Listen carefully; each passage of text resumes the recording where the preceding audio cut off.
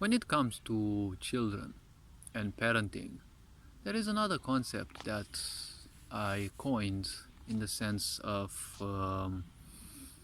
always someone else syndrome. See, when it comes to children nowadays, many parents don't simply want them. They just have children because of peer pressure, because of their parents constantly nagging them to, you know, have children, their neighbors always asking them when they will have children and such, because many people are toxic. They've had lives in which they've done things they didn't want, and well, they forced themselves and they kept forcing themselves to do so. And as they did, they started suffering because suffering means doing things that you don't like, doing things that you don't want against your own will, and especially when you force yourself to do those. And then people, as they do this, they end up in a state in which they want other people to do the same thing so that they don't be the only ones who suffer, right? Misery loves company, as they say. Now, as things go, the point is very simple. When it comes to children, see, there is always, in these times, there is this syndrome, as I call it, always someone else.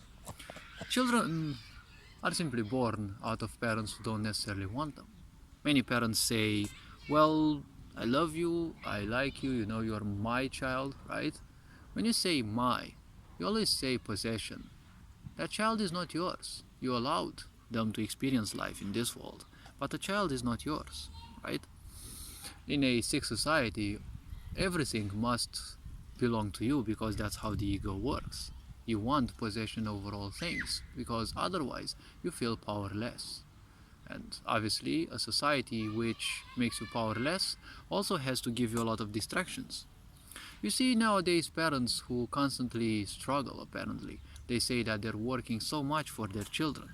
But you had children, and there are a lot of responsibilities that one needs to have. See, when it comes to the human race, we are supposed to be the most conscious, the most aware, the most powerful race on this planet. However, we also have a big downside. Our childhood is the longest in the animal realm. It lasts for 18 whole years. 18 years is a lot of time in which you need to take care of your children as they become adolescents. The point is, nowadays, people complain about everything because they have so much time. If we look back in the times, let's say in Africa, well, when a village in Africa had a child, that was a collective struggle because it took a whole village to raise a child. They couldn't afford too many children at the same time because, see, back in the times, and even now in remote colonies, you don't have supermarkets to which you go, right? And you procure your food. They actually had to go hunting, and at times their hunting sessions would be met with failure.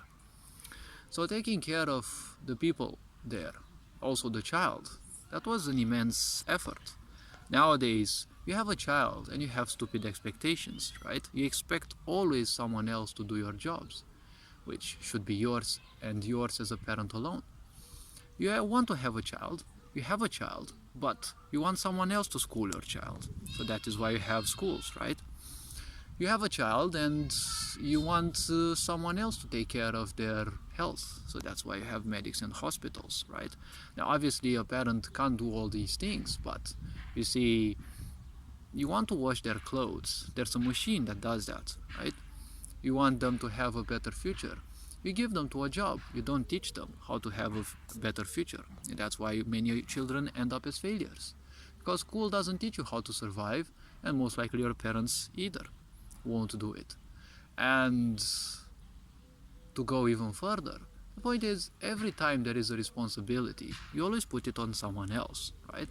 It's the Ministry of Education's job to make your child's education good, but apparently there is no such thing, right?